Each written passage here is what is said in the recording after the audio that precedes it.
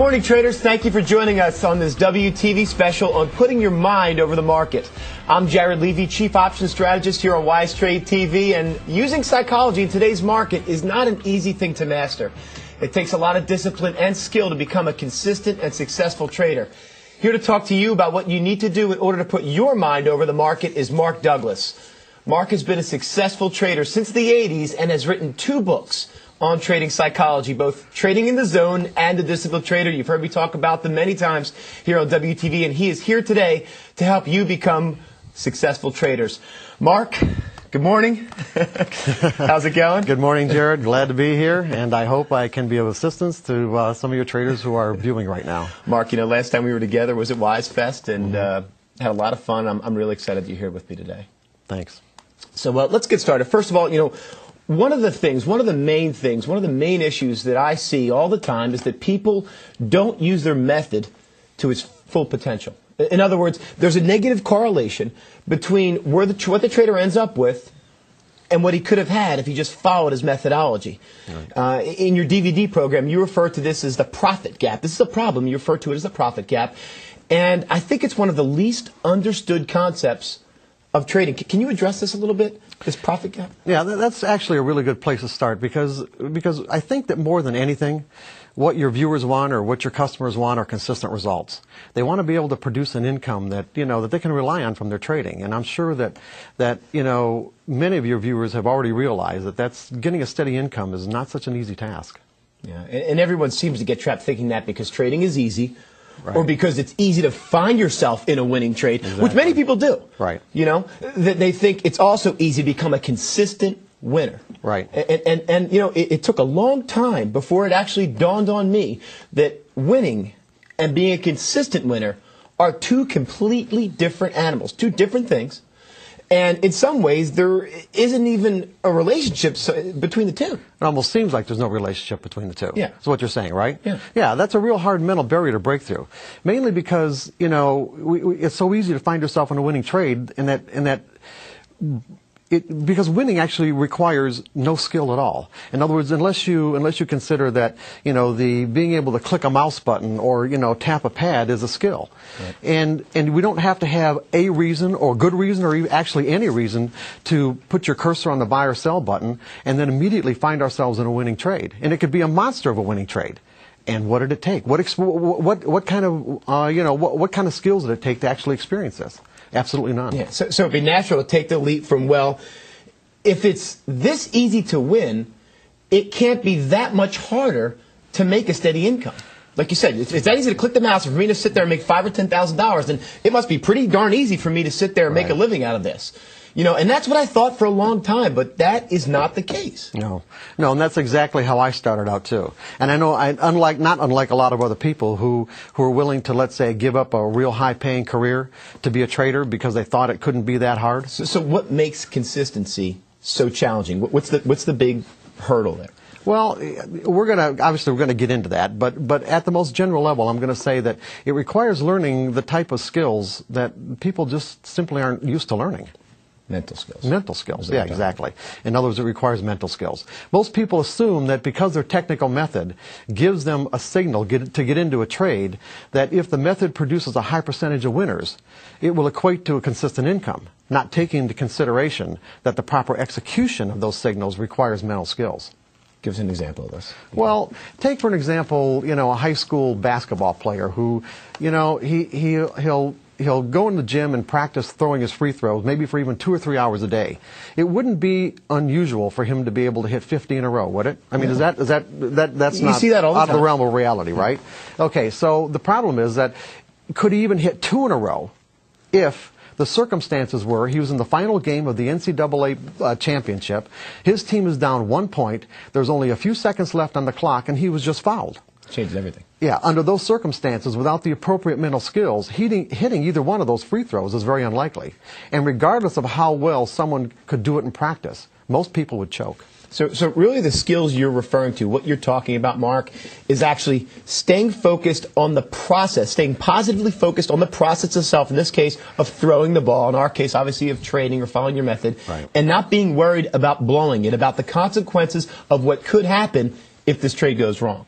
Exactly right. Just like what I'm going through right now. Here trying on to stay TV. focused. Yeah, trying to stay focused on the process of this presentation and not blowing it. Well, you're doing fantastic, by the way. Anyway, you know, with training, we may have a technical method telling us what to do and giving us the potential to generate consistent results.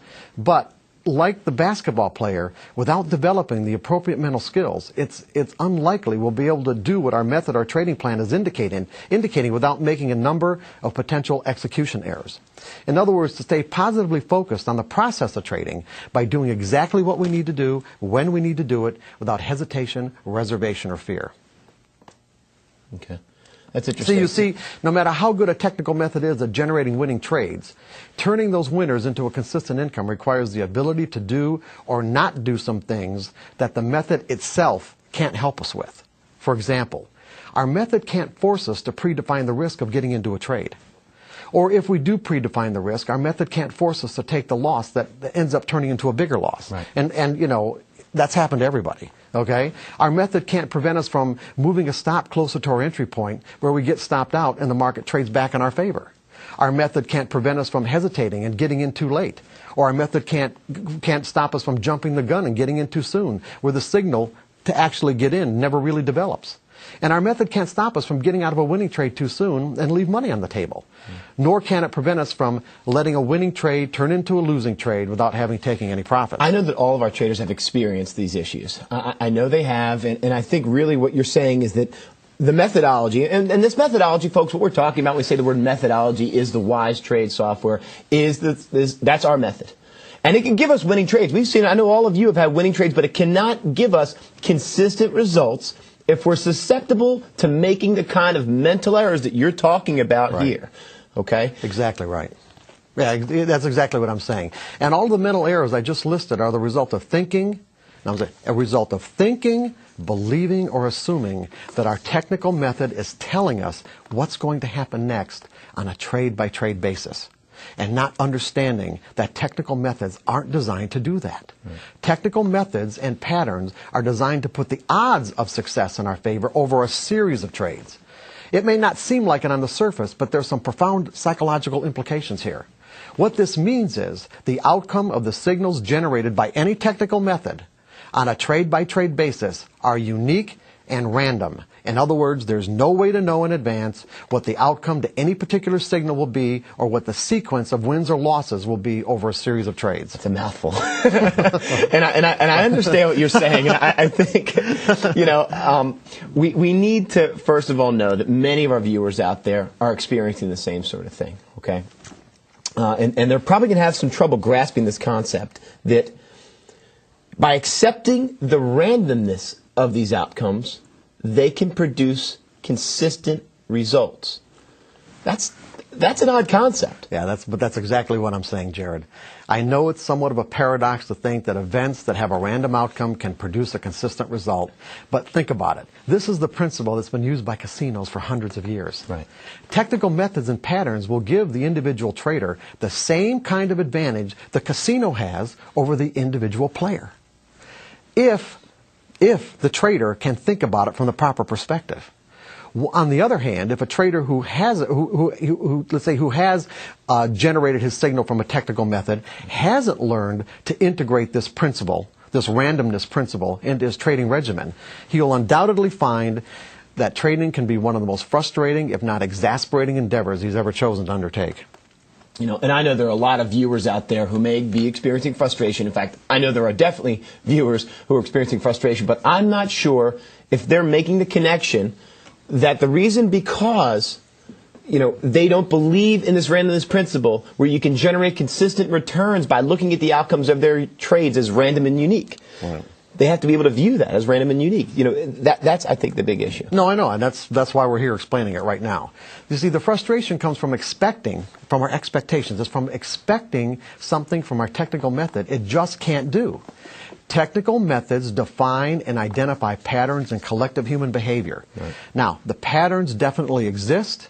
They repeat themselves over and over again. The problem is the outcomes don't always correspond with the patterns on a trade-by-trade basis. So what I'm saying is that, yes, we have patterns, yes, and they repeat themselves over and over, and our minds just naturally think, well, I have a pattern that's consistent, I should have an outcome that's consistent with the pattern, right. And that's not what I'm saying at all. What I'm saying is that there doesn't have to be a relationship between the outcome and the pattern. Right. So, and if the last trade was a winner, right. This trade, even if the charts are the same, right.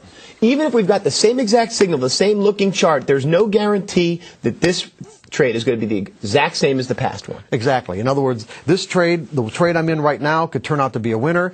And does that mean that the next trade is going to be a winner? Absolutely not. This trade I'm in right now could end up being a loser. And does that mean that the next trade is going to be a loser? No, absolutely not. Yeah. This is interesting. I mean, I'm trying to... For us up here, you know, the goal, the main goal is obviously to take these concepts and reduce them down to the most simple of terms. So, you know, let's again back up here for a second. There are traders out there using WiseTrade every right. single day. They're getting the same exact patterns, okay? But what you're saying is even though the specific criteria is being used to identify the pattern, okay, for each signal, same criteria, right. same formula, same everything. Right. The chart pattern can look exactly the same. Yeah, everything. Right. The outcomes to each signal have no relationship to one another. That's right. That's exactly what I'm saying. That there's a random distribution between wins and losses over any sequence of trades that you might look at. And so, you know, and again, this is a very difficult concept to grasp, but it's really the traders who have grasped it, let's say, and learn how to think in what I call probabilities. Okay. They're the ones that don't experience the same kind of, you know, the same kind of emotional trauma that the typical trader does because they're expecting something that just may not happen. So for an example, if this trade's a winner based on this particular trade I'm in right now, based on the exact same criteria that, you know, or let's say I'm in a trade right now, or I'm getting into a trade right now, and the exact same criteria exists in the market that did the last time, I'm going to naturally expect it to be a winner if it was a winner the last time. Or I probably will naturally expect it to be a loser if it was a loser maybe the last time, or we had 2 or 3 losers in a row. And this could be a source of frustration for traders. Oh, absolutely. In other words, and that's exactly what happens. It is a source of frustration because if I'm expecting it to be a winner and it turns out to be a loser, I'm going to be frustrated. Not only going to be frustrated, I'm going to be disappointed, and I may even feel betrayed, depending on how much kind of energy that I put into the idea that the trade is going to be right. Well, how do we get over that? I mean, how does a trader take, you know, okay, so I've done all the things right. I've got my charts lined up. I've done everything I was supposed to do. How does the trader at least begin to accept these sorts of things, or you know, how do they begin to remedy these issues? Well, we kind of have to get into the nuts and bolts of this, of just exactly how the markets work, because I think that one of the big problems, one of the reasons why people have such a difficult time with this is because their initial exposure to the markets themselves is through electronics. Right. In other words, there's through electronics, there's a real disconnect between what you're actually participating in and what's causing, you know, you to want to participate in the first place. In other words, you know, markets started as exchanges, right. And there were, and so when you traded at an exchange, so you know that all prices are people-generated events. Correct. They are, and see, this is what people have to take into consideration. Everything happens because of what people believe. When you look at the nature of trading and break it down to its simplest components, what you have is everyone trying to do the same thing. There is no possible way that any of us can make money as traders unless we can buy low and sell high, or sell high and buy low. Correct. Is there any other way, Jared? No. No other way. In every market. In every market. So basically, everyone's trying to do the same thing, are they not? Yes. Everyone is doing the same things. Now, the reason why we have price movement is because everyone has a different idea about what is high and what is low. Okay? Right. So now I get exposed to a technical method. Now what does this technical method do? And this is the relationship that people need to grasp. If they grasp this relationship, then they can grasp this idea that you can take the same set of criteria and end up with random results. And it's this. It's like what people realized years ago is that you can take data points. In other words, data points meaning what you're doing is you're translating the human behavior, the human belief in if I'm going to buy into something visual. What's that? No, it doesn't have to be visual, but it's like it could be. Yeah, it started out being visual. It started out being chart patterns based on bar charts. But what you do is that if I'm going to if I'm going to buy, it's because right now, let's say the last price is 10, and I put in an order to buy something at 10, okay?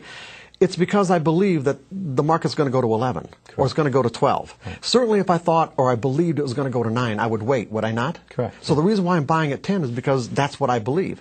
In other words, you know, all price movement is based on people's belief about what's going to happen in the future. Now you said to me in a conversation we had yesterday, obviously we as individual traders are not large enough in our accounts to move the market. Exactly. And okay, so this is the next connection that people have to make, is that since all price movement is based on people's conviction or belief about the future, how do prices actually move? For an example, when you put in an order or I put in an order, I don't trade at a level where I can actually move prices. But what the typical screen-based trader doesn't understand is that there are thousands of traders out there who do move prices, and that it is their intention to move prices. Or you can have a large group of traders coming into the market and then cause prices to move. But what actually has to happen for prices to move is that if the last price of something is 10, for the market to actually move to 11, all the offers have to be taken out, meaning that, or move to 12, all the offers at 11 have to be taken out. So in other words, people who are trying to sell at 11, they have to get their orders filled before it can get to 12. Okay. Well, for someone to actually bid it to 11 or bid it to 12, they are doing the exact opposite, and this is really critical. They are doing the exact opposite in that moment of what it takes to be successful. Okay. They're not buying low, they're buying high. They're buying high relative to the last price. Or buying higher relative to the last price. So how does understanding this concept, how does understanding what moves the markets help our traders to take it to the next level? Is this the first step for them getting control and understanding how the markets work and getting a grasp they of it? definitely have to understand. They have to understand how prices move, because when they understand how prices move, then they'll understand how their technical method relates to this movement. Because what technical methods do, whether it's a visual pattern or moving averages or any wise trade or whatever, you're using mathematical formulas. Okay? You're taking data points. In other words, you're taking what people believe about the future, transforming them or transposing them into a data point. As a price over time, okay, or with volume. There's any or a number, fresh cross. Yeah, there's any number. That's what it ends up being, is a fresh cross. But I'm talking about the actual mathematical formula that makes the fresh cross. Okay. So there are any number of variables that go into this equation.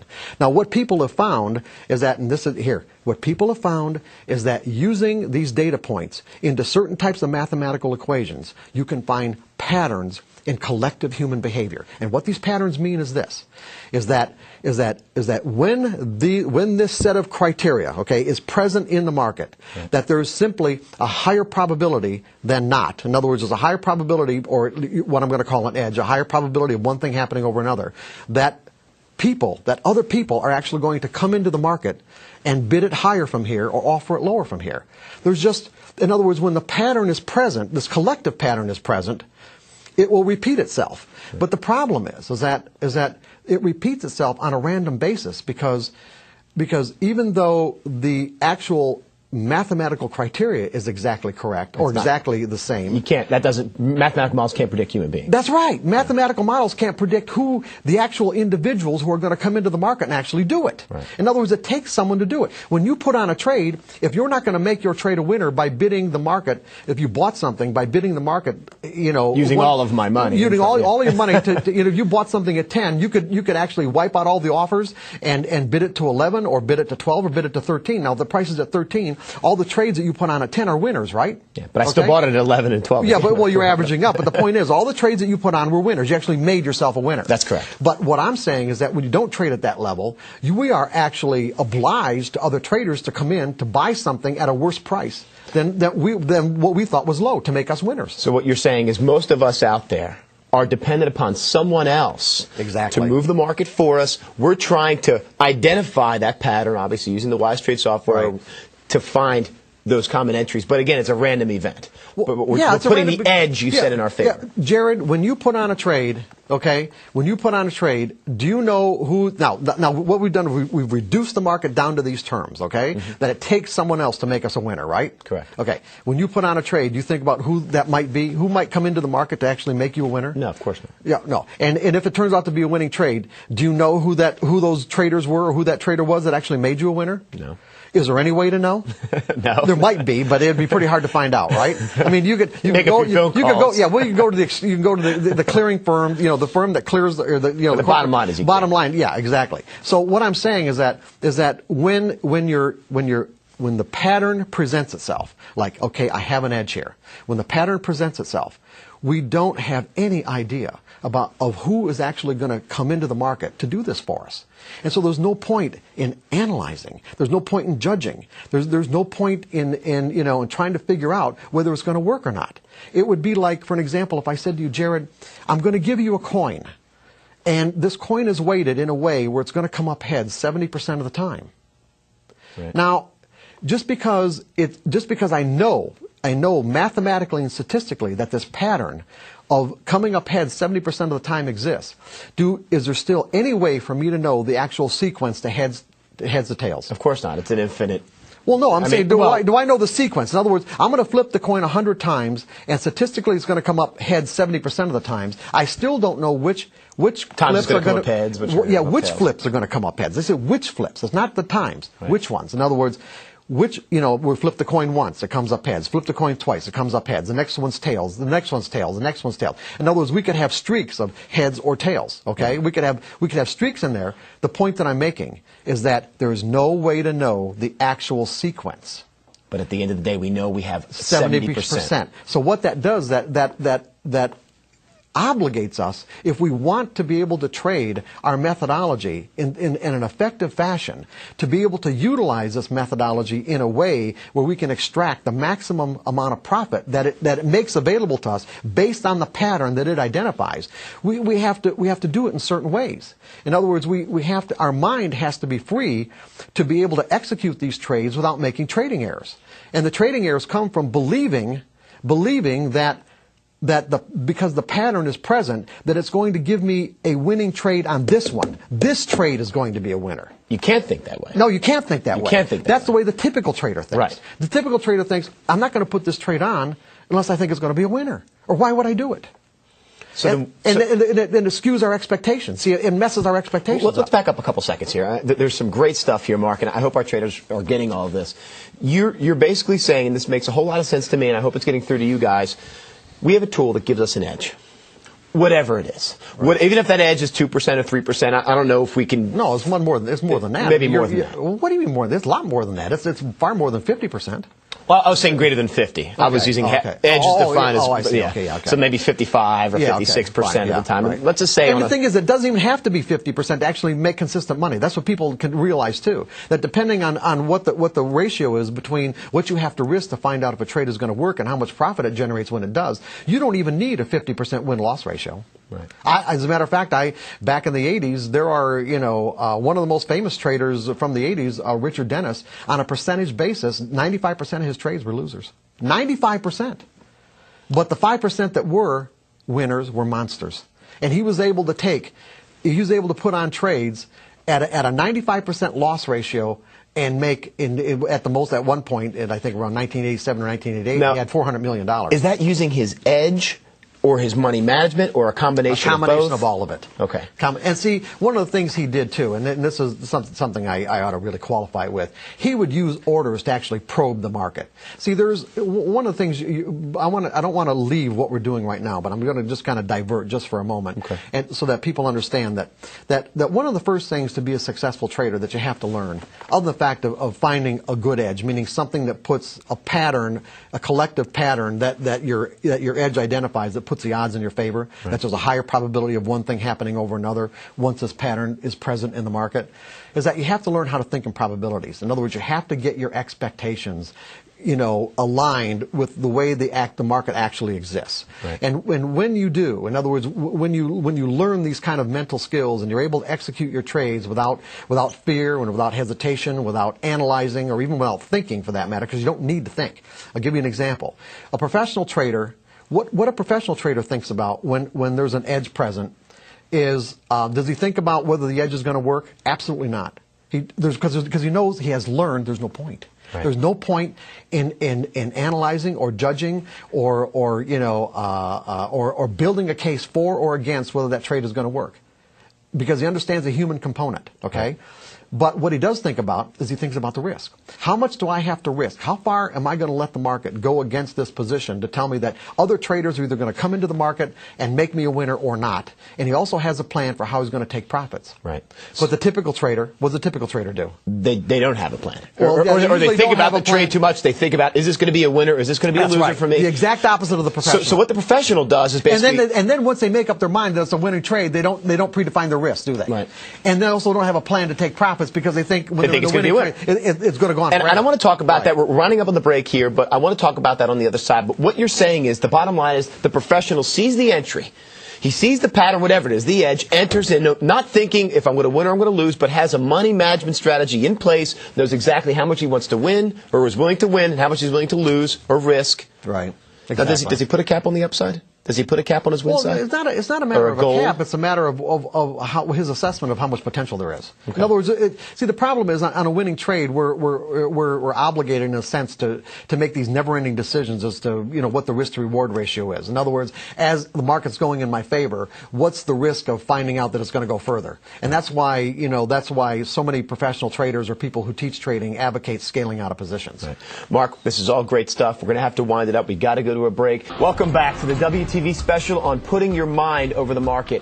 I'm Jared Levy. Mark Douglas has been talking about psychology in today's market. Mark, let's continue with our conversation we left off with.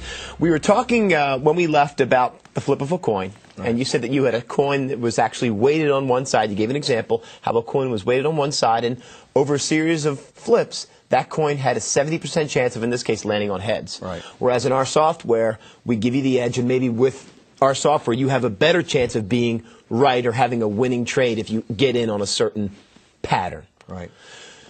You also talked about how it's the word right that's really critical here. Okay. Right. It's the word right.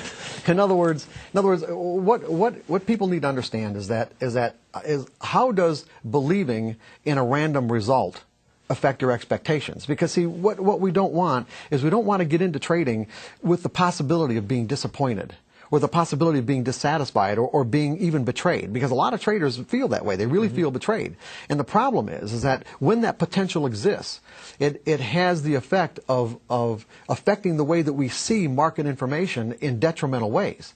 Because, in other words, all of us have these mental pain avoidance mechanisms that affect our perception of information. Right. So, for an example, if I'm in a losing trade, and I got into this trade thinking I was going to be right. Okay. In other words, I did all my evaluation, I did all my analysis, I did my work, I built a case. Right. It's like as the market's moving against me, I'm going to have the tendency to focus on information that tells me that I'm right and ignore the information that tells me that the market is actually trending against me. Okay. In other words, I can identify a trend, but I won't be able to identify that trend if I'm putting an inordinate amount of significance on the information that's telling me that I'm right, as opposed to ignoring the information that's telling me that I'm wrong. And see, and overall, if we want to be consistent, the principle that we need to keep in mind is that to be consistent, we have to cut our losses and let our profits run. We have to make more on our winning trades than what we lose on our losing trades. And the problem is that if I'm susceptible to being disappointed or betrayed, meaning I get into a trade, expecting it to do what I think it's going to do, that I'm going to have this tendency to distort market information that causes me to hang on to my losers. And in a winning trade, what will happen is that instead of letting a winner run, markets don't go straight up. In other words, if I'm in a long trade, right. I would like the market to go straight up, but they don't. They go up and they come back and they come, and it's the retracements we focus on instead of the fact that the market's still trending in our favor. So what you're saying right now, basically, is I found a stock, for instance, that I love. The stock just had a great news story. The charts are the same as the other stocks I've traded, but just for some particular reason, I feel great about this stock. Don't know what it is, but maybe they had some great news out, and I feel that stock starts to go against me. You know what? Based on the news that's out there, based on the special feeling I have about this stock, I continue to hold my loser. I continue to hold my loser until this thing draws down against me, and I'm in a major losing position. And I keep losing because I feel in my mind that I had some sort of special. This stock was special. Is that what you're referring to? Yeah, it could be anything. Because I know traders do that. Yeah, I know. It could be any variable kind of information that people latch onto. Okay. The thing that they have to understand is, regardless of the reason that they got into a trade, It doesn't, regardless of the reason, if other traders don't buy into that reason, or if other traders don't have another reason to want to buy at a price that's worse than yours. You bought the stock at 10. Right. Someone's got to want to buy it at 11. Someone's going to want to buy it at 12 and buy it at 13. And not only be able to buy it at 11, 12, and 13 and 14, they're going to have to take out all the offers, all the traders who think it's high. In other words, at 11, 12, and 13. And so if these people aren't coming into the market to do that, well, then whatever reason you thought you had might not be so good. Right. And so that's why it's so critical to predefine your risk before you even get into a trade. And that's why professional traders don't think about it any other way, because they know it takes other people. That you know, my reason might be great, but if someone else isn't buying into it, what difference does it make? It doesn't matter, because it's not a winning trade. And so, you know, if we have this susceptibility to be disappointed, what it does, it affects our perception of market information in a way that doesn't allow us to cut our losses. How do we make ourselves not susceptible? I mean, how can you by changing your perspective on this, by really understanding. For an example, Jared, you ever played a slot machine? Yes. Okay. Now, I don't like it. You might, okay. But I played it. For whatever reason you don't like it, doesn't matter, okay? That's good that you didn't like it, because it might make the example even better, okay? Okay? You play a slot machine. Mm-hmm. When you put your money in the machine, let's say it's a quarter machine, okay? Mm-hmm. You put the money in the machine, you press the button, and the pattern indicating that there's a payoff doesn't show up. How do you feel? No. Well, do you feel betrayed? Do people betrayed by the machine? No, not at all. And why do you not feel betrayed by the machine? It's just a random, it's a random outcome. Okay. So in other words, you went into it with the belief that you know that you're participating in an event with a random outcome. Right. And as a result, your expectations about the outcome were in perfect alignment with the event itself. My expectation, believe it or not, was to lose.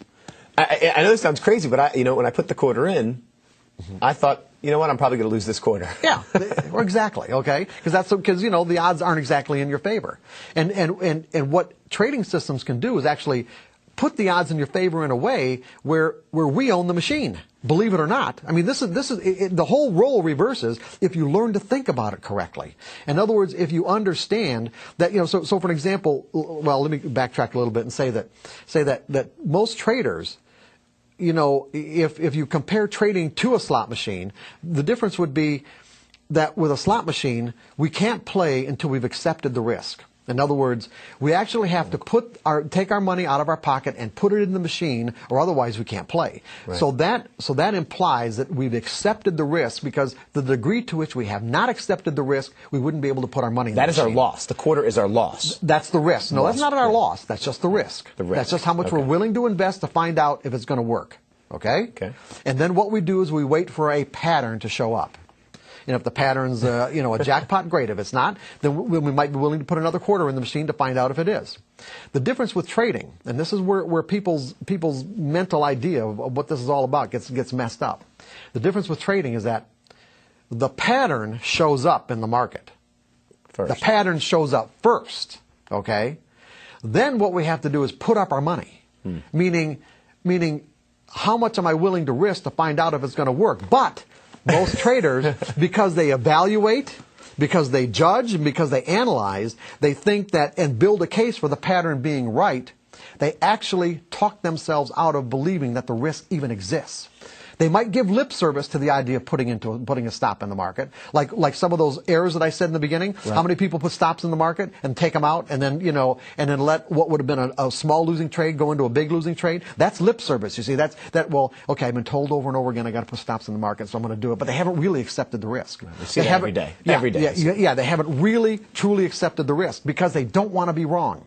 And what they have to understand is that this is not a right or wrong game. This has nothing to do. Trading a technical methodology or a technical pattern does not have anything to do with being right or wrong. It's just an odds game. That's all it is. In other words, you get an edge that says I've got the odds in my favor over a series of trades, but you've got to be able to take every single trade because you don't know the sequence to wins and losses. You got to be able to identify what your risk is, and that's simply how much am I willing to spend to find out if other traders are going to come into this market and bid it higher than my price or offer it lower than my price if I sold. That's all it means.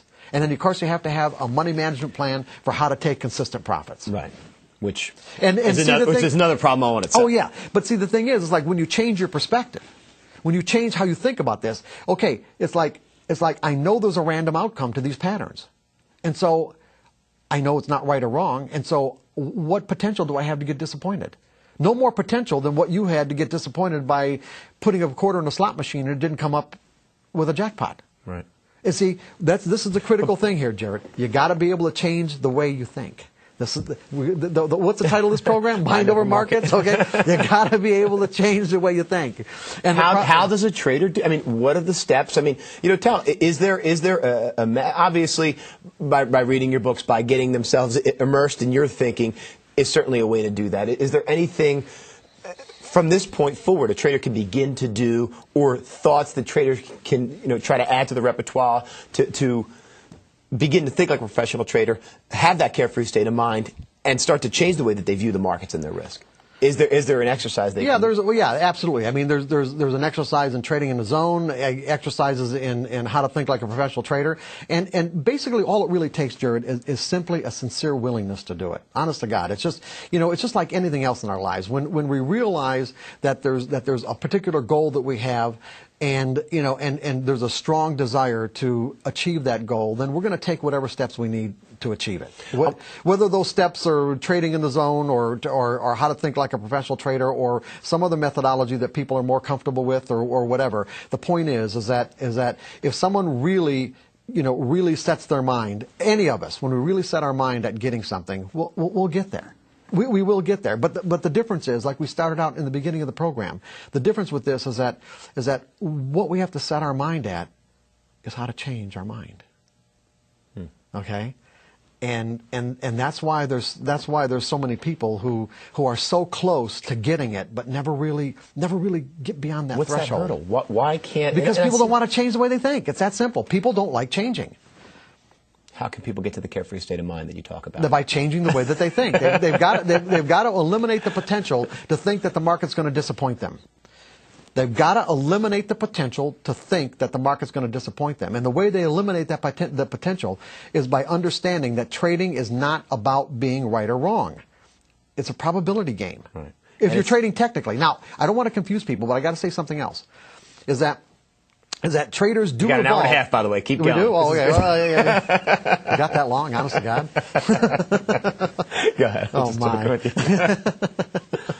No, is that there are stages of development. In other words, and I think I started to talk about this in the last segment, is that there are stages of development. That we start out learning these fundamental skills, like learning how to think in probabilities so that the market doesn't have this potential to cause us to feel emotional pain. Right. We did everything we could. We had our edge. It didn't work out. That's right. On. And that's all it is. When you put on a trade and it doesn't work, all it really means is this, is that some other traders didn't come into the market that had the same belief that you had or the same conviction that you had about this market doing whatever it is that you thought it was going to do. That's all it is. It's nothing more than that. And you have to learn to walk away. And you have to learn to walk away. I mean, let's put it this way. How good do you think the average person is at predicting other people's behavior? Someone else's behavior. People aren't that good at predicting other people's behavior. Or even their own behavior, for that matter. Okay, Exactly. They find themselves doing things that what am I doing this for? And so how good are they going to be at predicting collective human behavior? Now, the methodologies that we have access to, these mathematical formulas, do that for us. Right.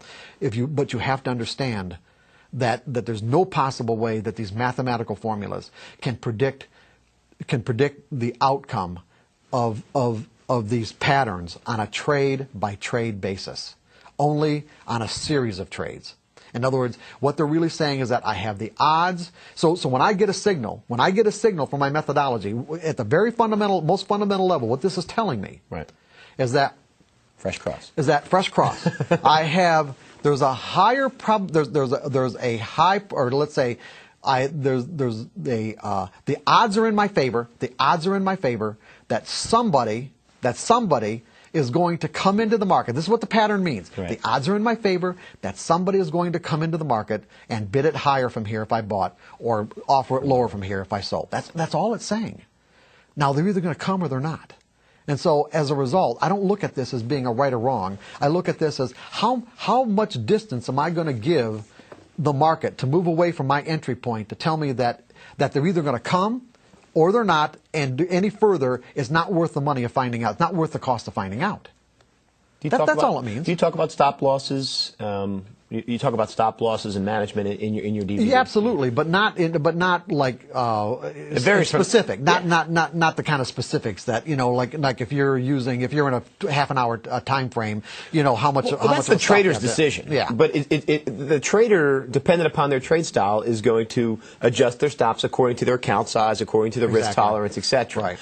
What you do, I think, is give people an understanding and a basis of where they should be placing their risk, or how much, not from a dollar perspective, but maybe from a in other words, so that they can from a mental perspective, so that they can adjust their trading style in a way that conforms to where they're at in terms of their ability to take the risk. Would one exercise be for a trader to begin testing out their loss? In other words, take a $100 loss, see how you feel.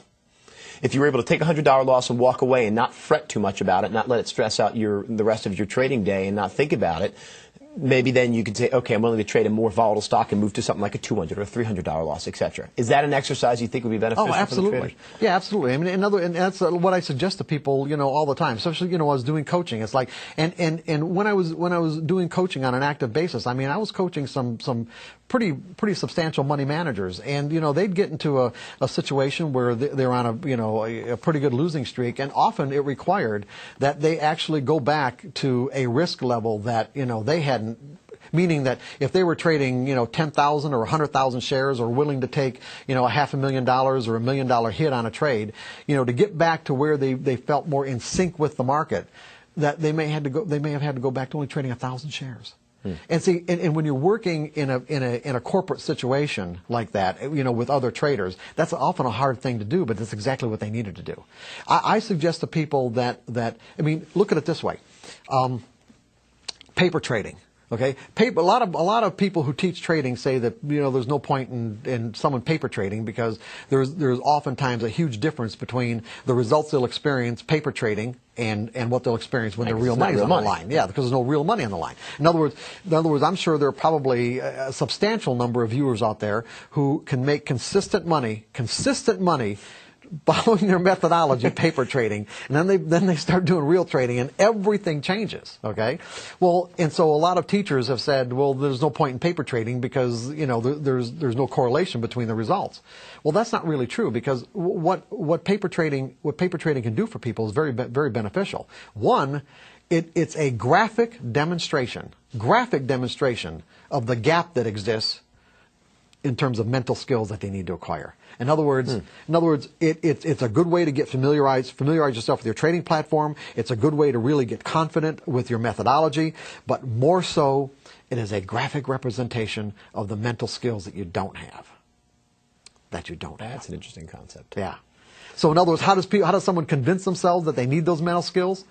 Look at your paper trading. Yeah, look at your paper trading in relationship to your real trading. Mm-hmm. Now, if there's, and a lot of this, even if people have learned to think in probabilities, which is what we've been talking about pretty much this whole time, even if people learn to think in probabilities, it doesn't mean that they can really still accept the loss. Right. Because the way our minds think, in other words, if I have to take a loss on this trade, right, it could have the tendency to tap me into all the accumulative kind of negative pain of every time I've had to take a loss in my life. And it just doesn't mean in trading. It could mean, pets or what, people and that sort of thing, or jobs. And so, because our minds have this tendencies to associate, it can make it difficult to accept the loss.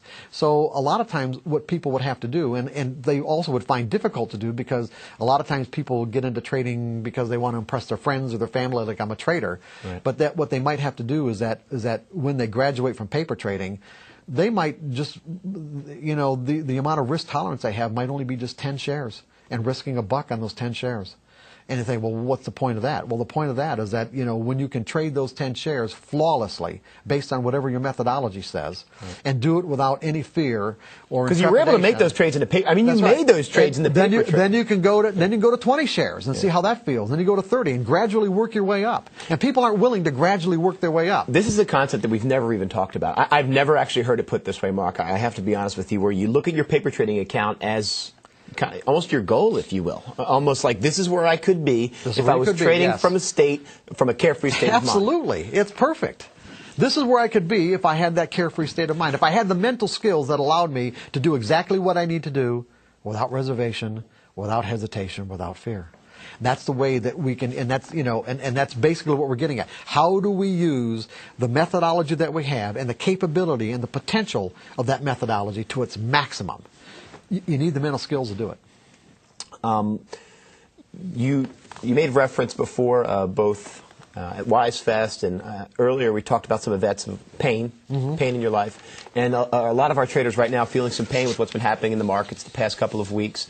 Mark, is there, does a person have to experience this, a total drawdown in their account, a total loss in their account where their account's almost wiped out or is totally wiped out for them to make that change in their mind? I mean, does that have to happen? Does it have to be traumatic like that for them to realize, oh, I've got to change something? And I'm saying this, and obviously it can be done without that, but have you found that predominantly out there, in the people you've taught over the years, have people had to experience a high level of trauma before they can actually make the change? Or can someone just in the normal course of every day with a little bit of dedication actually? And I'm not trying to be rhetorical here. I really want a serious answer because there's people out there right now that I'm sure are thinking the same thing. Do I have to lose my whole account?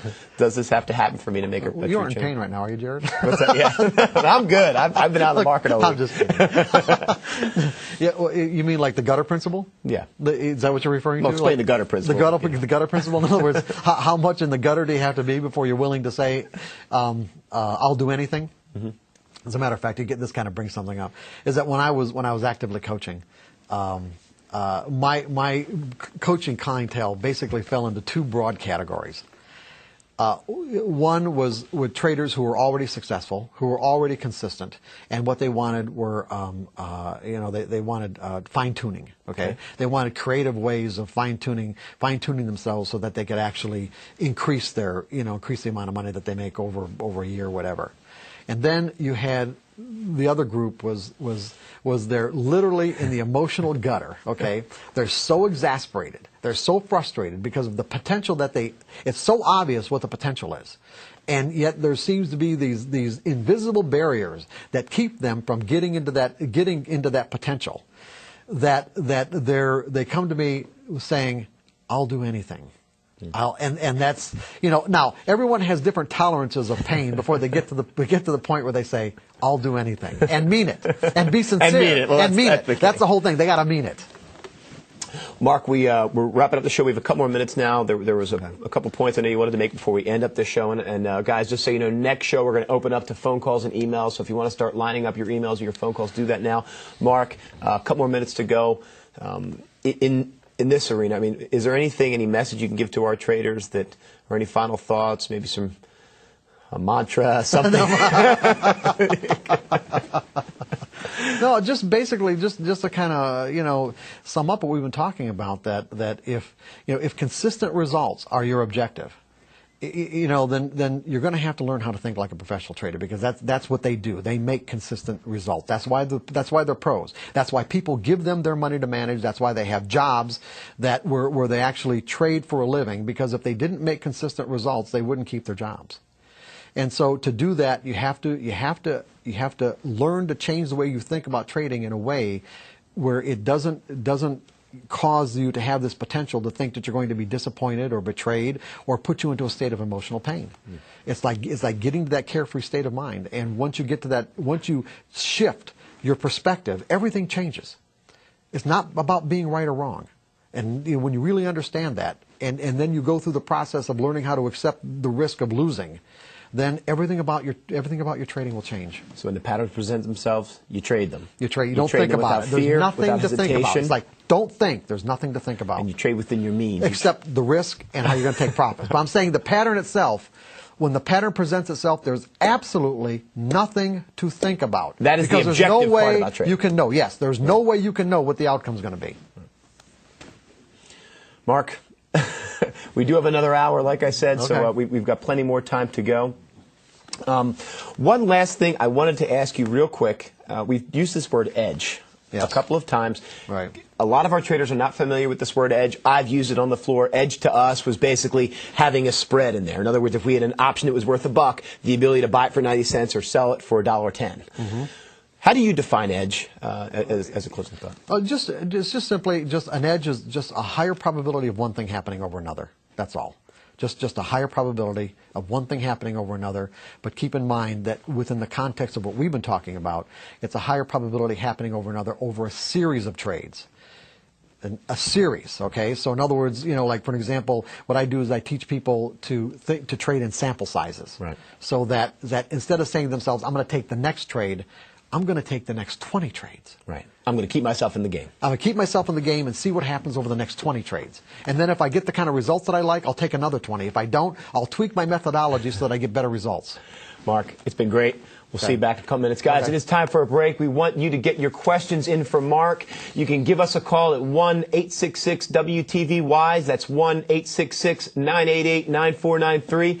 Or you can send us an email to trader@wisetradetv.com. When we come back, we will answer your questions and talk more about psychology in today's markets. We'll see you back here in 5 minutes.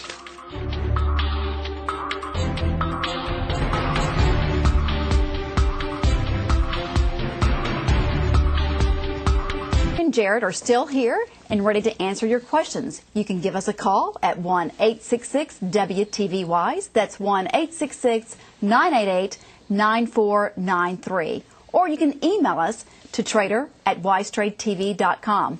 Guys, Mark, that was a great show. I loved all the information you gave everyone. Thank you, Susan. Thank you very much. Thank you so much for being here.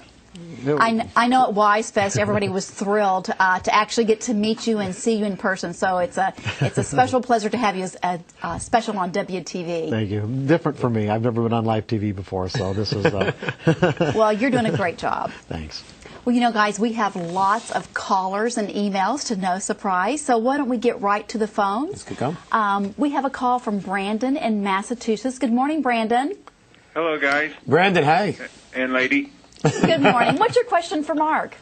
It's not really too much of a question. It's mainly I'm a complete clean slate. I learned how to trade through WiseTrade. I didn't know anything before, and I just thought you guys want a perspective of not knowing anything. And your analogies that you used were great. It really made me understand what's going on. And I just want you to comment on what I've taken from it. That's okay. Yeah, we'd love to hear it. These are the things that I've gotten. Why is trading not guaranteed? It's because prices are determined on predictions of what other people will do. And technology can record what other people have done in the past, but cannot predict what people will do in the future. Right? To a point, yeah. No, they can predict what people will do in the future, but just not on a trade by trade basis. In other words, you're going to get it's like I'm going to go back to the coin. What WiseTrade or technical methodologies do is give you a weighted coin. Where if I've got a coin that says that 70% of the time that you flip this coin, it's going to come up heads, then that's what your technology, that's what your technical methodology does. It gives you that whatever percentage edge. It just means that on each individual trade, which is what the tendency that most people have to do, is they try to figure out if this trade is going to work, not what's my percentage of wins to losses over the next 20 trades or the next 10 trades or the next 100 trades. That's a good point. Edge. That's a good point, Jared. Edge. Okay, Brandon, well, thank you for calling on that. We have another caller. It's Miss Amber in California. Good morning, Amber. Hey, Amber. Susan, Jared, Mark, hello. How's it Good to going? hear from you. Oh, yes. Hey, you know what? Thank you, Susan. Mark, thank you so much for being here. Thank you. Your book, My pleasure. Trading in the Zone, I read it cover to cover. I love it. I think it's neurolinguistics for trading. and for traders, and I loved what you said about scaling out of positions. That made so much sense to me. There are little bits and pieces in that book, you know, that a lot of people don't. It's not just, you know, blanket psychology. I mean, there's so many little intricacies in that book that'll help you with your individual trading if you pick them out. Talk about scaling out. Where did you come up with? I mean, obviously. Where it occurred to me to scale out was back when I first started trading. Well, not exactly when I first started trading, but while I was working at Merrill Lynch at the Chicago Board of Trade as a retail broker, by the way. And I used to keep meticulous records, and I would analyze my trades, and I found that. That rarely did I get into a trade where it just stopped me out immediately. In other words, where the market never gave me anything. In other words, I get into a trade, let's say I bought at 10, and next thing you know, price is at 9. It never went to 11, okay? Right. So that was maybe 1 out of 10 times that would happen. And then I saw that there were a certain percentage of my trades where it went, if I bought at 10, it would go to 12 or go to 13, and then go back through my entry point and stop me out at let's say 6 or 7. So it actually gave me something, but I didn't take it because I was looking for something more. And so what I did is I analyzed my trades in this way and put them into categories in terms of the percentage times that it would go in my favor in relationship to when it didn't, and found that I could give myself consistent results if I started scaling out. In other words, I would take a part of my position off at a very small amount. Let's say, just to make it easy, I trade a lot of silver and gold back then, but just to make it easy, where I would take a first third of my position off at, let's say, 3 or 4 cents in silver. Okay. And what that would do is that would not only make me a winner from a psychological perspective. If you really want to look at this, psychologically, what you want to do is you want to create a belief. You actually want to create this belief inside of you that I am a consistent winner. Right. And what will happen is that when that belief gets integrated into your mental, as part of into your mental environment as part of your identity, as long as, of course, the steps that go into making I am a consistent winner are consistent with that belief. In other words, it becomes a part of your identity, and you just function out of that belief in a way that you don't even have to think about it anymore. That increases your confidence. That's right. It not increases it; it's just who you are. So, in other words, if I want to actually believe that I'm a consistent winner, then I have to do something that creates that. So, by taking off at least a third of my position with a small amount, what that would do is that would reduce my risk. So if the market did go back and stop me out, it wasn't stopping me out of my whole position, but if it didn't, then of course I had a spot where the next third came off, and then a predetermined spot where the next third came off. And now the problem with scaling out that a lot of people have is that if they get into a monster trade, the loss potential of, if I had the whole thing on, I'd just made so much money. But again, it's like, what's your objective? If your objective is to get those monster trades, then it's going to be inconsistent with producing consistent results. So you have to be clear about what it is that you're trying to accomplish. I really like that, Mark, because there are a couple of things you said that I really like, and one is setting yourself up for success. And it's sort of like what you do with your children when they're smaller. You want to reinforce the positive things that they're doing correctly, because then they know, you know what, I can do this. And so by taking those profits as they're coming, you do have that mental state. Absolutely. It's really critical. It's really important. I think it's one of the most. Once people get some of the fundamental skills out of the way, it is probably the most important thing they can do for themselves. Is what I call take money as the market makes it available. Have a plan for taking the money as the market makes it available, because we don't know how far it's going to go. I do something called kibbles and bits, where I just say, you know what, I could just try and grab 5 and 10 cents. I know that with my trading, from what I've done in the past and based on the tool that I'm using, it's very easy for me to grab 10, 20 cents out of each of my options. Now, if the option costs $2 or $3, that could be 30% or 10% of my trade, depending upon the cost of the option. So little bits and pieces, just trying to eke out small wins, and then again, instills confidence, makes me feel good in my trades. Absolutely. Well, we have another caller on the line. It is Lee in Ohio. Good morning, Lee. Hey, how y'all doing today? Hey, Lee. It's good to hear from you. All right.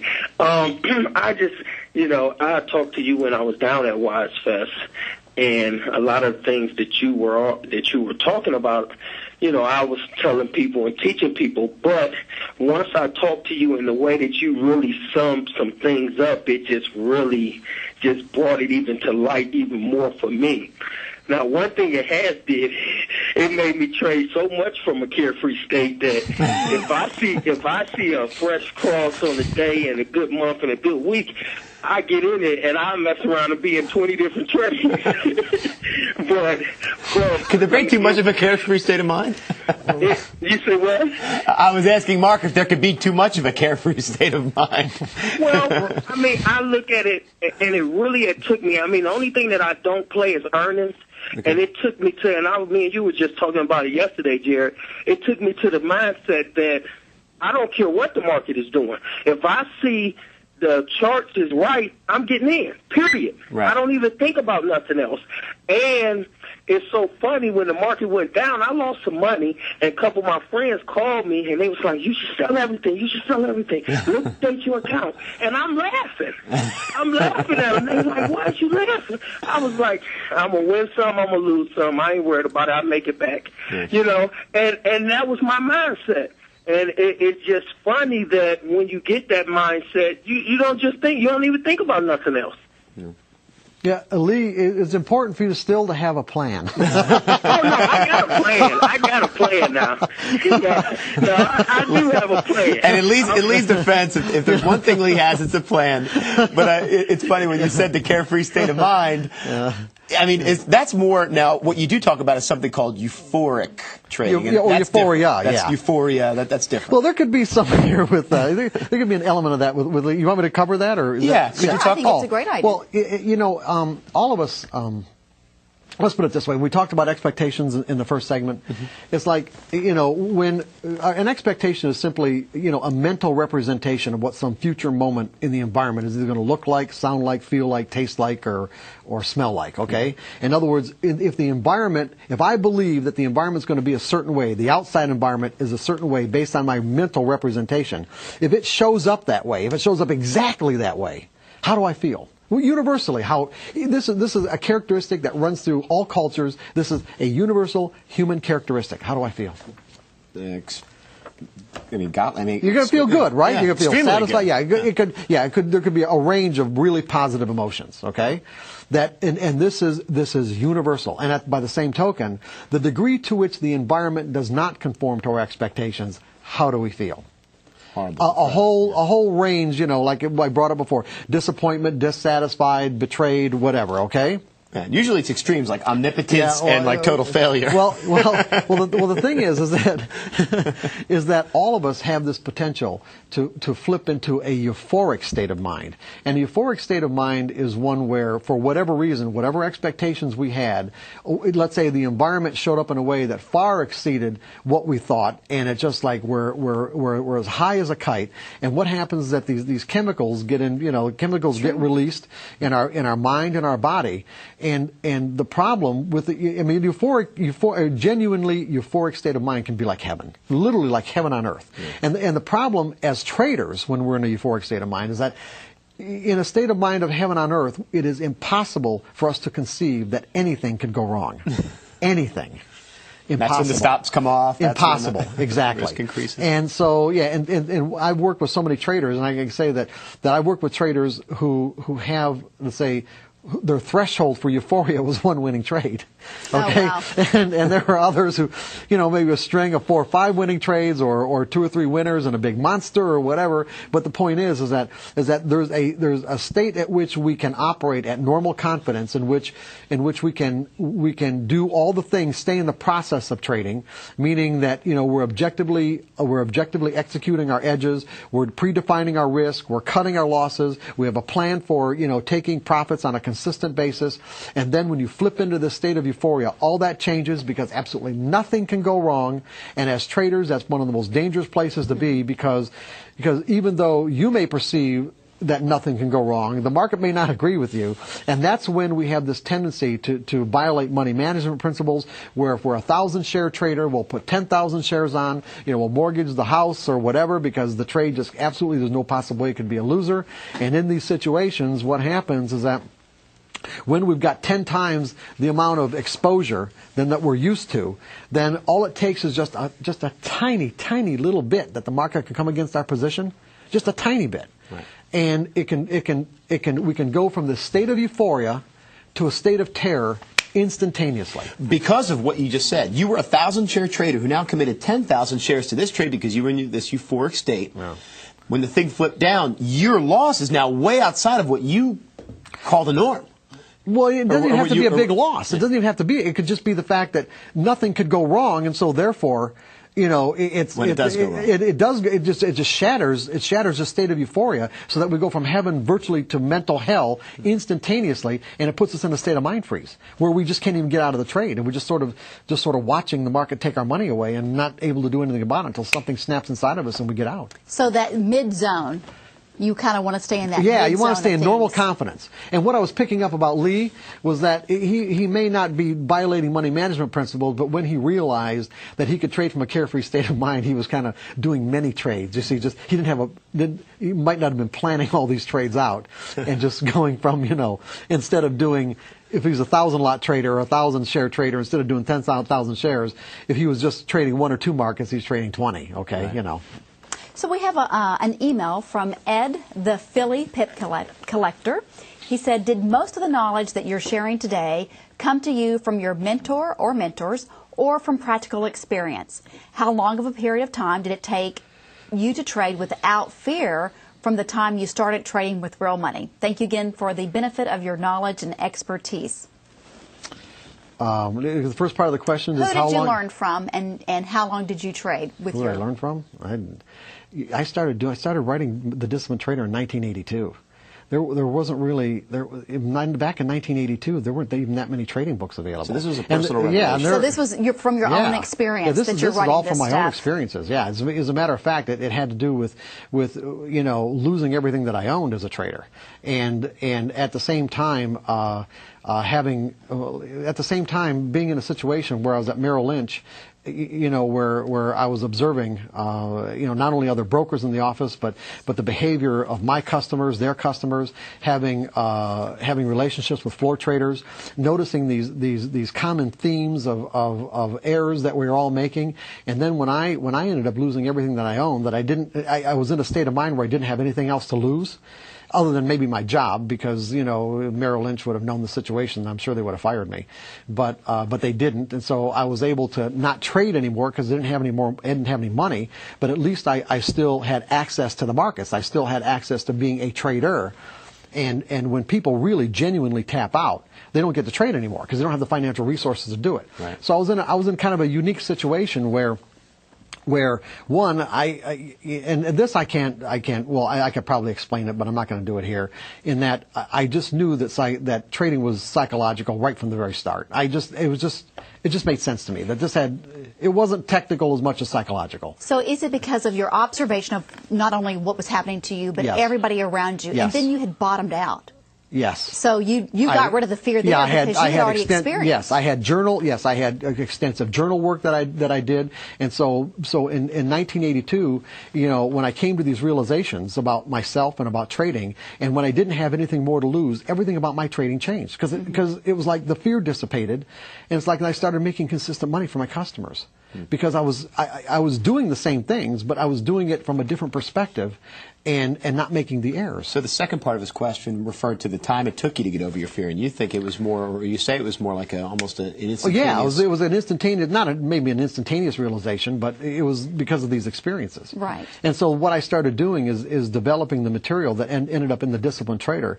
What I didn't anticipate, because I never grew up aspiring to be a writer or thought that I would be, is that, I mean, having very much of a trader's mentality back then, I would say, you know, okay, this is going to take me 6 or 8 months to do this. It ended up taking me almost 8 years. And it was tapping, basically where this insight comes from is I tapped into the creative process. What I mean is I specifically stayed away from any other material that had anything to do with even psychology or trading. There wasn't really anything on trading psychology anyway, except for one book, Jake Bernstein's Investor's Quotient, that came out in 1980. But otherwise, I specifically stayed away from it because I realized if you ask yourself questions from a sincere space of being open to any answer that comes, you'd get any answer that comes. And so I was really developing this material as I was going along. Very good. Well, we have another caller on the line. Good morning, Keith. How are you? Good morning. Keith, I'm great. What question do you have for Mark? The question I have for Mark is this. You're speaking of, learning to get into that carefree state of mind and starting small. You said, example, 10 shares to gain that consistency. When would you then increase it? I mean, 70%, 80%, then increase? What would be your guideline, or would you go by a psychological guideline? That's my question.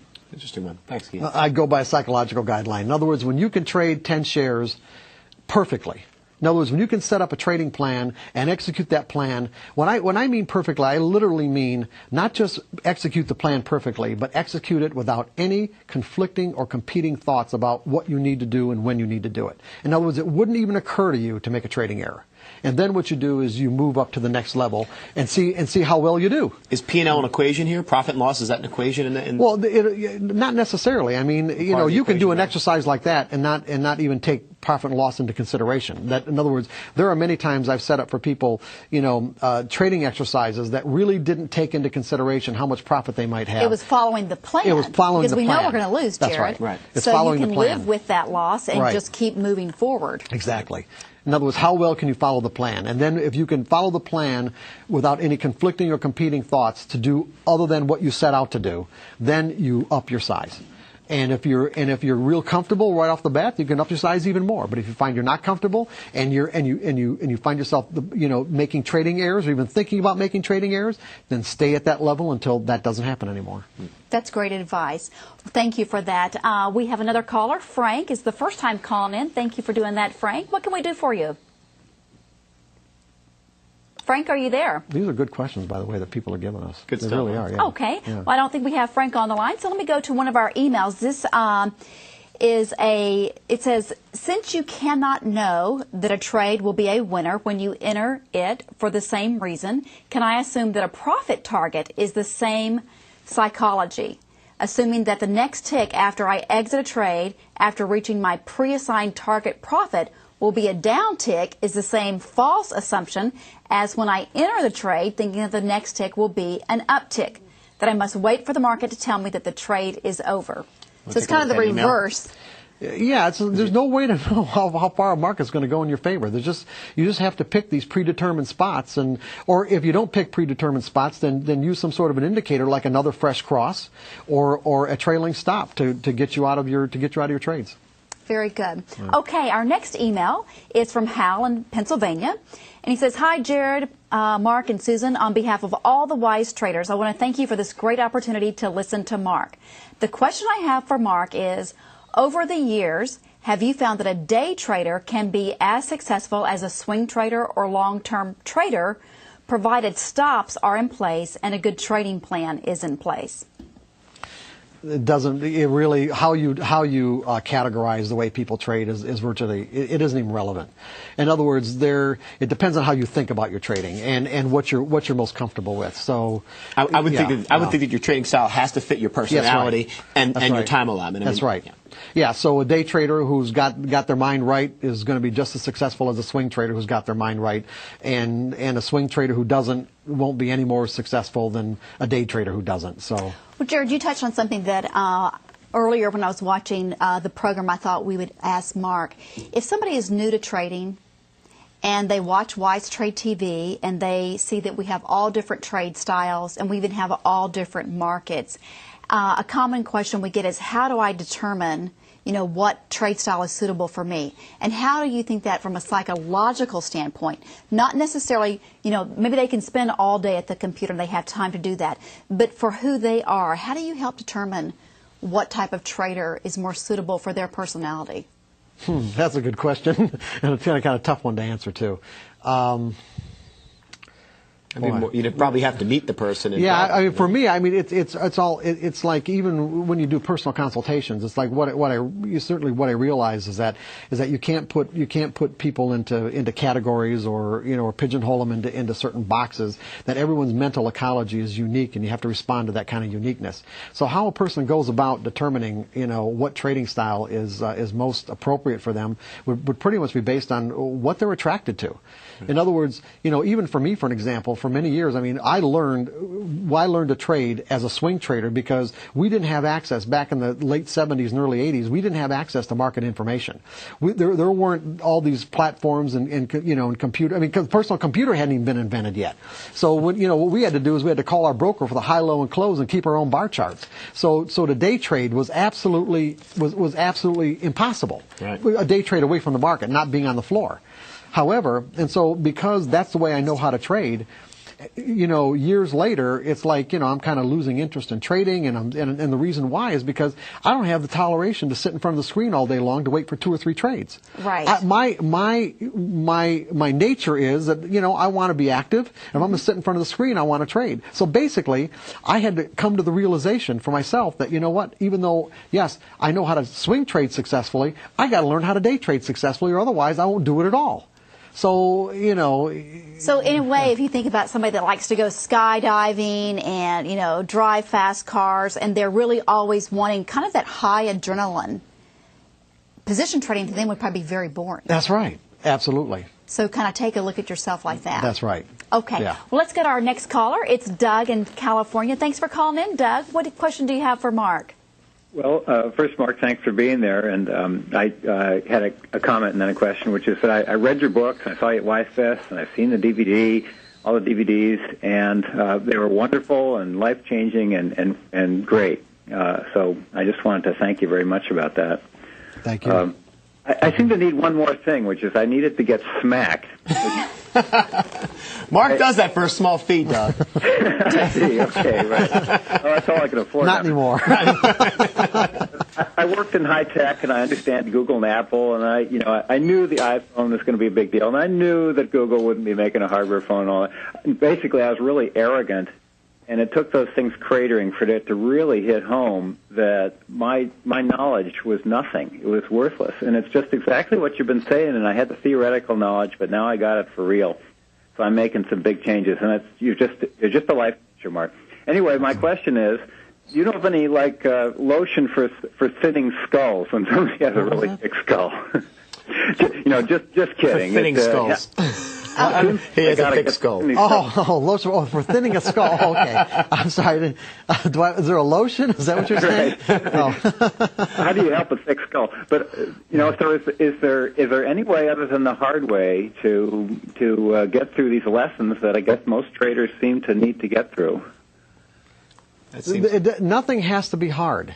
It's just truly. I've learned that nothing has to be hard. It's just a matter of how strong your desire is. In other words, if you can, and this is one of the reasons why I'm even here in the first place, that if I can say something that makes this connection between where you're at right now and where you'd like to be, more tangible, then let's say the enthusiasm that you might generate to get there will be enough to cause you to focus on whatever it is that you need to do to get there. In other words, to take take your goal or your objective, break it down, or create a process for yourself, break the process down to its smallest incremental steps, and then just take one step at a time. So it doesn't have to be hard, but you just have to really want to do it, and that wanting has to be genuine. You can't give lip service to that desire. It has to be genuine.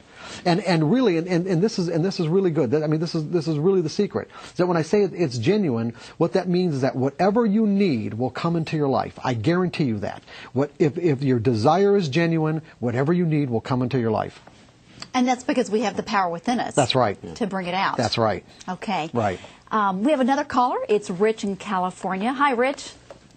Morning, all. Morning, Mark. How you all doing? Hey, Rich. Good. Hey, Mark, I want to thank you. Boy, you've really made a big difference in the way I trade, too. And one of the things I found was that it forced me to create a worksheet that I follow so that I could follow 20 trades at a time. And I really am following your system to the T. Some of the things that I found that it's done for me is it's made me see my mistakes because they're on paper. Yeah. It's also helped me stay very consistent. And what I'm finding from the consistency is once I get through a certain amount of trades and I go back and now that I have a record of each trade, I look and see what consistently was going wrong, what was consistently going right. I then make adjustments for my next 20 trades. The other thing I'm finding now that I'm really becoming very profitable is that I could actually get into what some other people would consider more risky trades, but because I'm staying consistent with my stops and my strategy, it's not a risky trade to me because I know those stops are going to take me out, and it takes the emotion out of it. Right.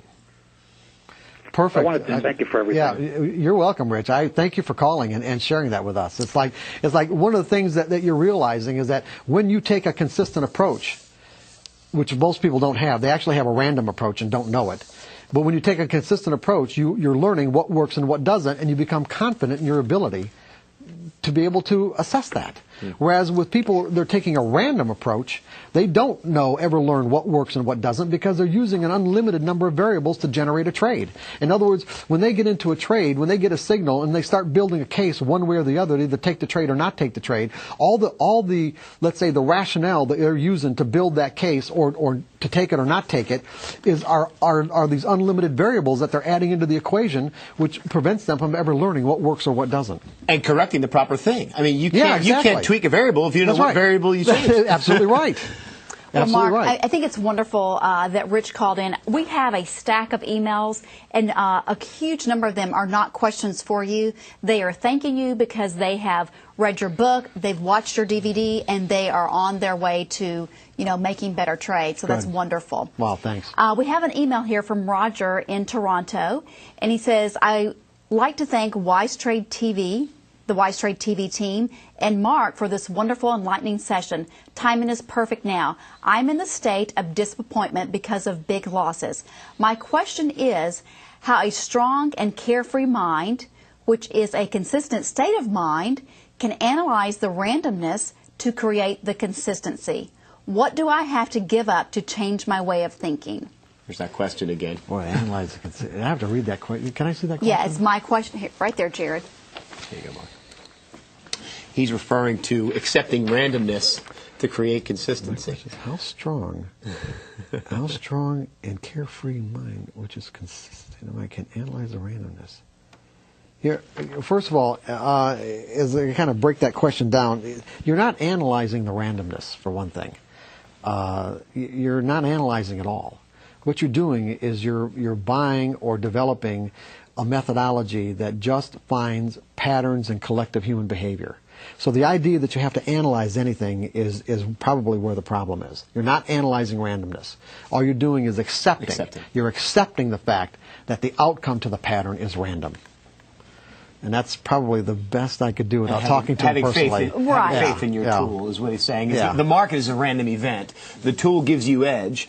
Accepting that you don't have, just like Doug's example, you may be a software engineer who worked for Apple for many years, and you may feel that Apple, in this particular situation, because of the way that I feel about it, because of my experience, therefore Apple is bound to work out. You have to realize it's totally random, and each individual event that takes place is random, and that specific event in that moment in time is not any special than the one before it. Absolutely. Absolutely. To give you here, can I elaborate on that just a minute? Sure. You were down on the floor, okay? And when I was in Chicago doing consulting work, I had a lot of floor trader clients and friends. You love those guys, didn't you? Yeah, absolutely. We had a good time. Quite a world. It's changed a lot now. But anyway, it's like so I would be trading from a monitor. And I traded support and resistance, and all support is that it's a previous swing high or swing, support a swing low, and it's resistance a swing high, where when you look at when you look at what happened, it's like when the market stops at a particular price, it means there wasn't anybody in the world at that point that was willing to bid it one tick higher or offer it on a low one tick lower.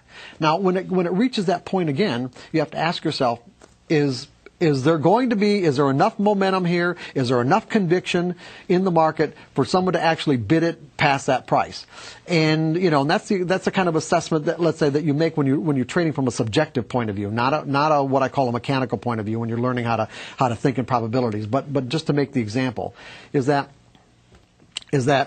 when the market would come up to resistance or down to support, basically all you're looking for is pretty much the same people that supported the price the last time, or chances are they're going to come back in the market because they made money the last time. Right. They bought, they absorbed all the sell orders with enough conviction to rally the market, and so they made money. Chances are they're going to do it again. You trade it, and chances are doing it, and trade it until it doesn't work anymore. But the point is that because the reason why I understood that is because I actually knew the traders who did it. You say, just like on the floor. You could see them and hear them. Not only did I see it on the charts, but I talked to them later on that day. They were the ones that did it.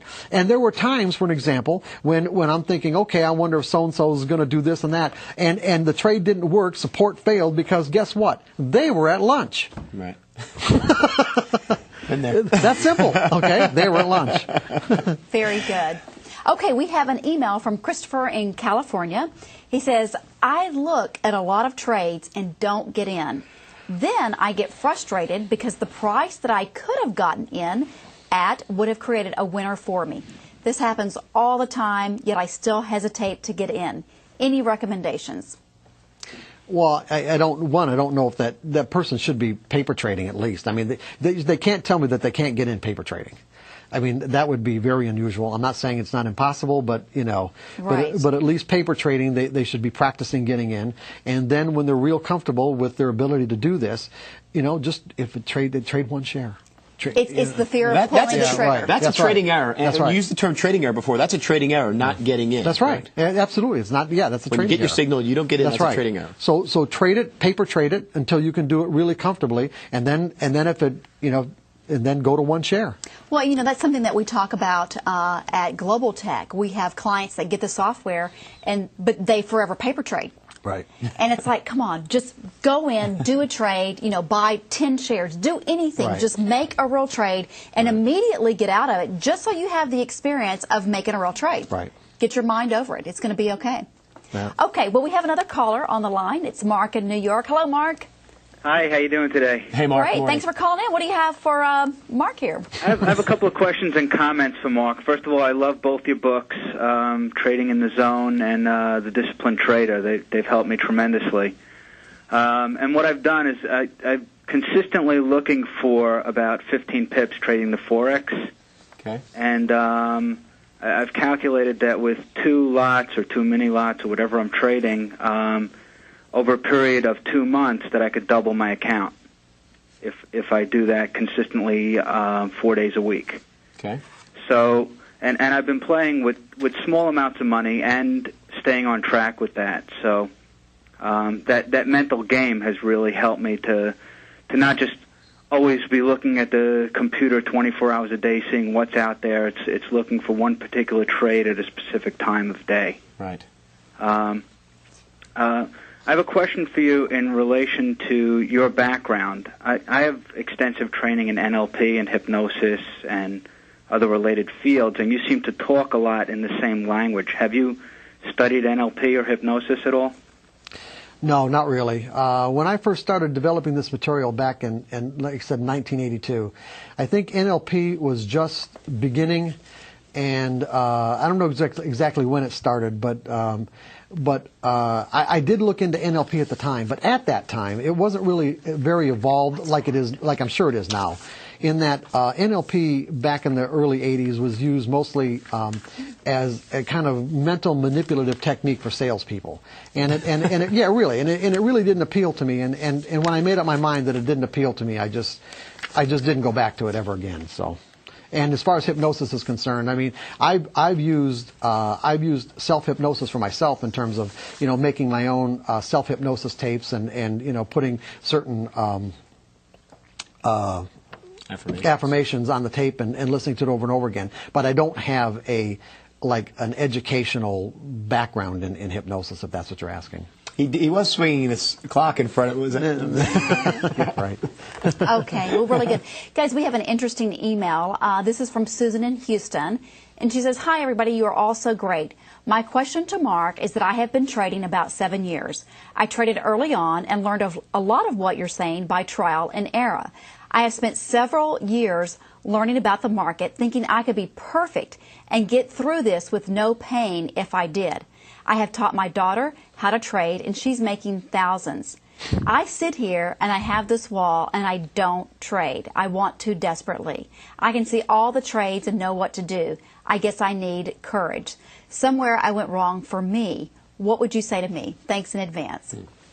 Somewhere you went wrong for me.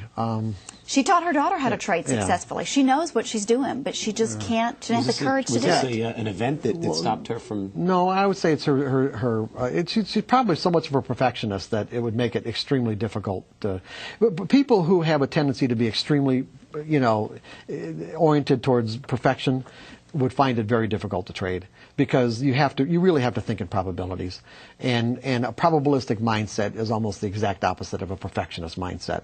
And so what she's going to be looking is that even though she sees the signals and she sees what her daughter does, and her daughter's being successful at it, the fact is, and she taught her daughter. Yeah, and she taught her daughter. The fact is, when you get right down to it, she wants every single trade to work. So maybe accept the fear. No, just accept the fact that it's all right if it doesn't work. Right. That it's all right if it doesn't conform to your expectation, and that's where she has to change. Okay, Susan, I hope that helps. We have Wayne on the line in Maryland. Good morning, Wayne.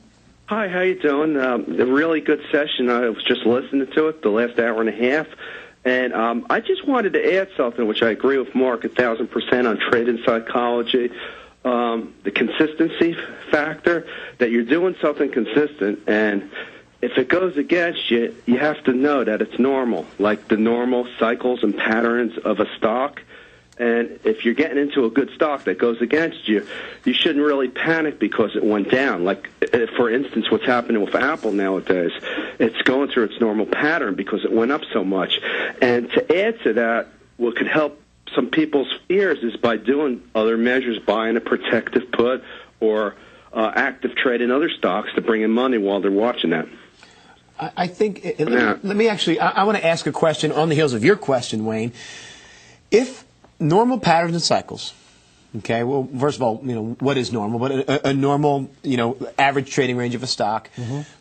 What Wayne's saying is different. I think basically the point that you make is you have to be willing to stop yourself, have a stop loss in place. Mm-hmm. I don't want our traders to think, okay, this is a normal movement for a stock, therefore I'll just let it go down outside of my stop loss, outside of what I thought, because that's normal for the stock itself. In other words, if a stock has a certain volatility factor and you can't tolerate that volatility factor, you probably shouldn't be trading that stock. Mm-hmm. Right. Does that make sense? Yeah, absolutely. Anything that causes you to let's say experience market information being potentially painful will take you out of an objective state of mind. Now, as long as he's in an objective state of mind and he's making an objective assessments as to what the possibilities are, and he's still looking at it from a perspective of, there's a catastrophic loss. In other words, there's a level at which no matter what I think, I'm not going to tolerate being in this trade if Apple trades beyond this level. Then he's fine. He's making what I call subjective decisions. In other words, you can trade mechanically, you can trade subjectively, and subjectively analogy would be people who play Texas Hold'em, for an example. When you start playing poker, what you're doing is you're playing your hand. And you're not really, because you're learning, you're not really paying attention to what possibly other people are doing. But actually, you'll eventually evolve to the point where you'll play your hand in combination with what you learn about the way other poker players at the table are behaving. In other words, they're tells.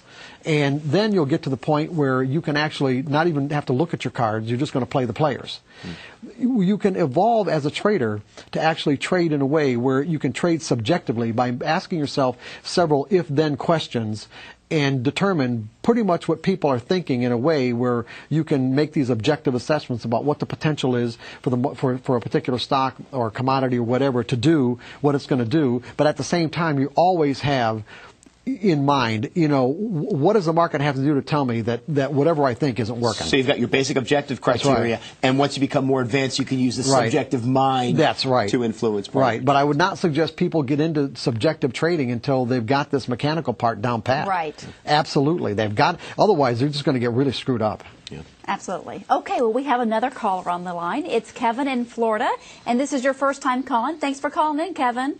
Hi, Susan. How are you? I'm watching Wise Trade. It's first time caller, so I'm a little bit nervous. Oh, welcome. I'd like to say hi to Jared and Mr. Douglas. The question I have is that, I've been trading since November of last year, paper trading, and then I went live trade in October. I was listening to Mark, and I've been reading his book, Disciplined Trader. The question I have for him, he said that don't think on your trades. The problem I've been having is that you seem like you have so much information, Wise Trade, and then I'm watching CNN on my TV. I have a laptop which I'm watching my trading company trading my stock, right. And it just seems like it's overwhelming.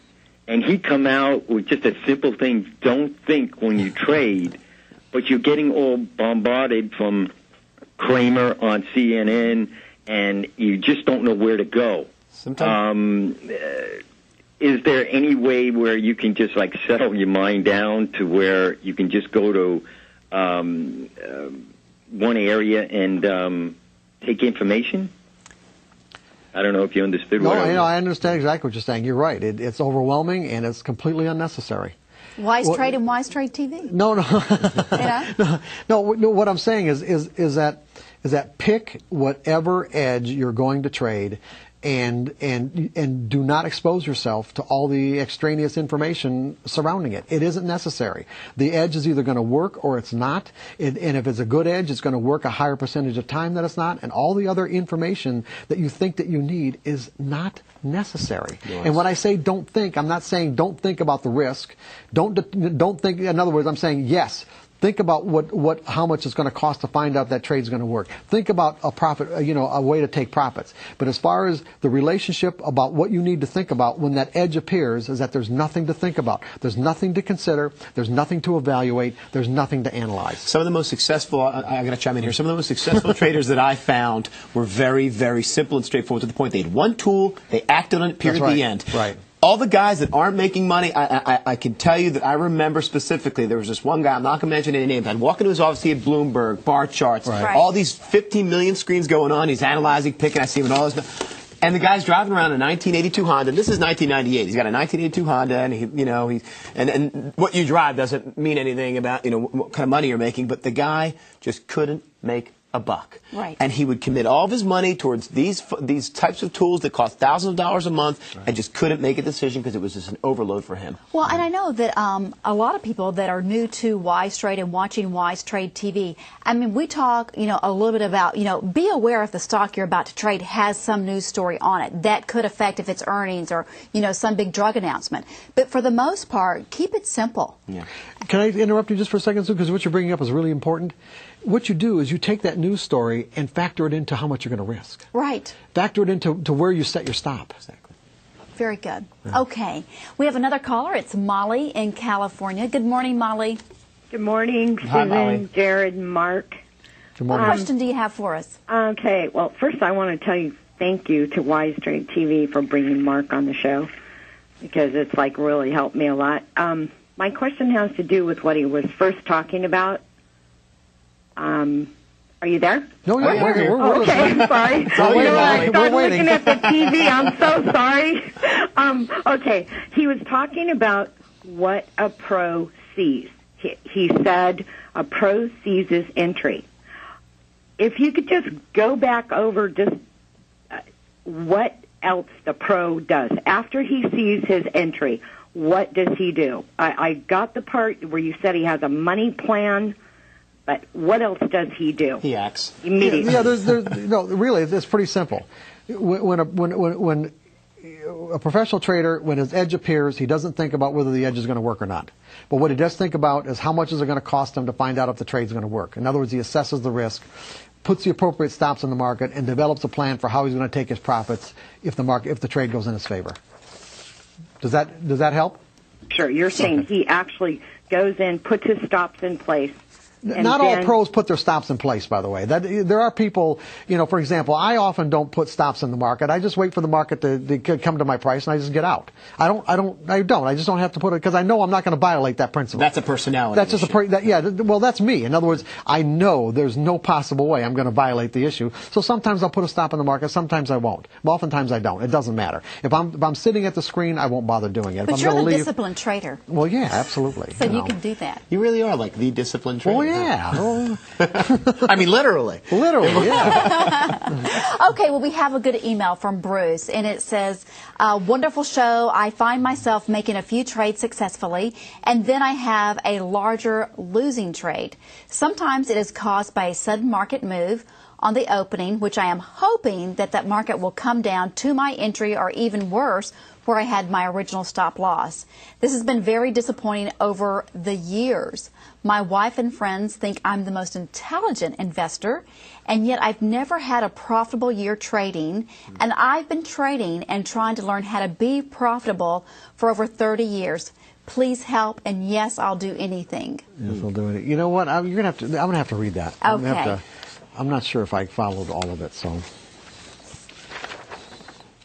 One of the tools, or one of the techniques that I recommend, if you've had a series of wins and to taking losses, is to take your wins you've had in your paper trading account. Let's just say you're very consistent at making $1, and don't let your losers exceed the maximum that you've been winning. Go ahead, Mark. Okay, first of all, to address this email, I find myself making a few trades successfully, and then I have a larger losing trade. Sometimes it's caused by a sudden market move on the opening, which I'm hoping that the market will come down. Okay, now, first of all, there's something we didn't have time to address, and we really don't even have a lot of time to do it now, but I'm going to bring it up.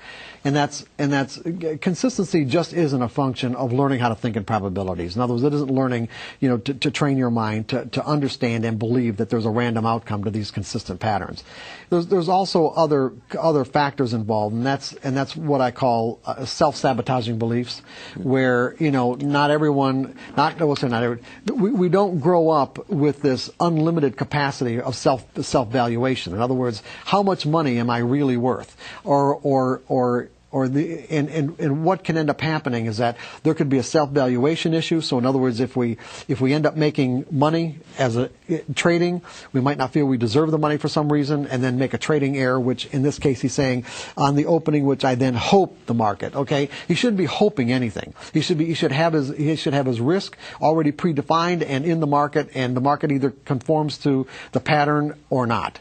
But the thing is that it isn't just a matter of self-valuation. There are a lot of things we learn when we grow up that are completely inconsistent with or in conflict with making money as a trader. And if we're not aware that these other mental components can come into play, in other words, like for an example, there are traders that I've worked with who have really strong religious beliefs that even though they might not consciously remember when they're in their middle ages, that they were taught that anything that even remotely looks like gambling is bad and evil, okay? Right. And here they're attracted to trading, and then they learned when they were kids that that's making money where you're not providing a service for somebody, okay? In other words, where you're not providing some sort of service, a commodity, yeah, exactly. Where trading is basically, you're going in the market and just making money based on your assessment to determine if the market is going to go up or down. That money isn't made legitimately, therefore not deserved, and so we are susceptible to making a trading error that gives it back. And so subconsciously. Subconsciously, right. So what we also have to do is we have to learn how to be consistent, learn how to identify when these kind of self-sabotaging beliefs are acting on our consciousness, causing us to compel us to make a trading error. And if we're not trading in a consistent manner in the first place, it's almost going to be impossible to recognize this. You see the connection here? It'd be impossible to recognize that it isn't my methodology that's causing me a problem anymore. It's the fact that I'm making these errors because I have these self-sabotaging beliefs. Absolutely. Well, Mark, we just have a few more minutes, and I have to read this one email if you'll allow me. This is from Pip Pip Hooray, Carrie in Canada, and she says, "Good morning. I just had to send a note to say thank you very much to Mr. Douglas. I just finished trading in the zone last night, and I'm totally overwhelmed. I have learned so much. I am having difficulty putting into words how much I have gained from investing the time to truly study his book. I was challenged in many areas of my life. As Mr. Douglas shared his unique insight, it shined a light on several areas I was struggling with fear. This book has started a process that I sense will change my life. I am now excited about trying new things, letting go of discouragements, and switching negative energy to positive energy thoughts about the past experiences that were choking my ability to move forward. I know it will take me time to apply this to my trading, but I'm actually excited, not petrified. I want to encourage anyone who is considering purchasing the book or the training set. The amount of information, the life lessons, and the passion with which it is presented has the potential to bring on transformation.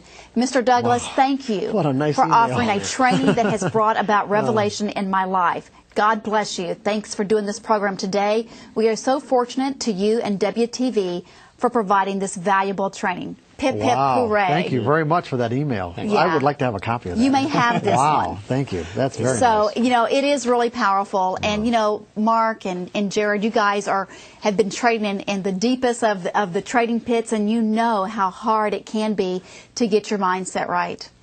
Thanks, Susan. Thanks, That's Susan. absolutely Thank you very great. much. Well, guys,